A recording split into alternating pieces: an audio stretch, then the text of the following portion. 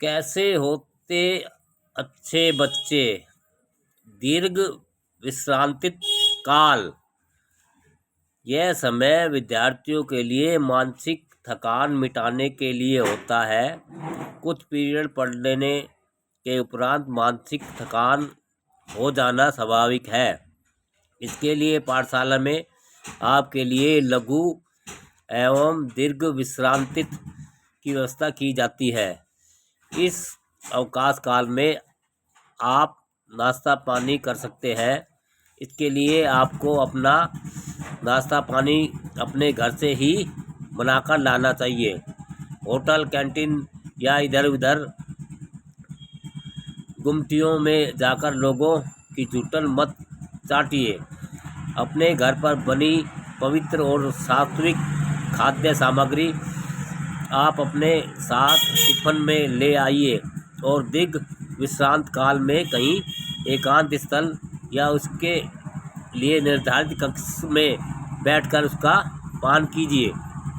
विश्रांति काल में लघु शंका इत्यादि से भी निवृत्त हो लीजिए।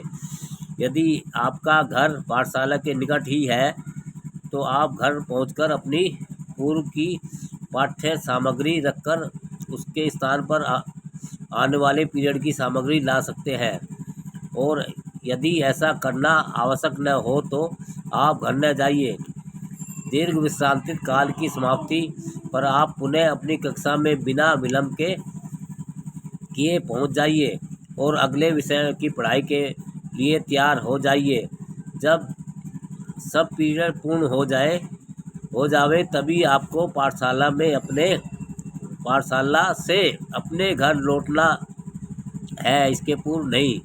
यदि अंतिम कालखंड में आपको पाठशाला में ही खेलकूद करवाए जाते हैं तो आप उसमें भाग लीजिए, अन्यथा आप अपने घर के लिए रवाना हो जाइए। पाठशाला समय के दरमियान यदि किसी विषय के कोई शिक्षक उस दिन अवकाश पर हो तो आप उनके पीरियड को यूँ ही मत जाने दीजिए।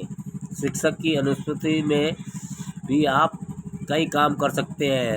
रिक्त पीरियड में आप अपना अपूर्ण गृह कार्य पूर्ण कर सकते हैं। यदि कक्ष में बैठकर कुछ पढ़ना लिखना संभव न हो पा रहा है तो आप वाचालय में जाकर बैठ सकते हैं और वहां पर उपलब्ध विभिन्न पत्र पत्रिकाएं पढ़ सकते हैं। प्रतिदिन समय निकालकर समाचार पत्र और ज्ञानवर्धक पत्र पत्रिकाएं जरूर पढ़नी चाहिए। इनसे सामान्य ज्ञान बढ़ता है जो जीवन में बहुत काम आता है दोस्तों। दीर्घ विश्रांत काल। हाँ।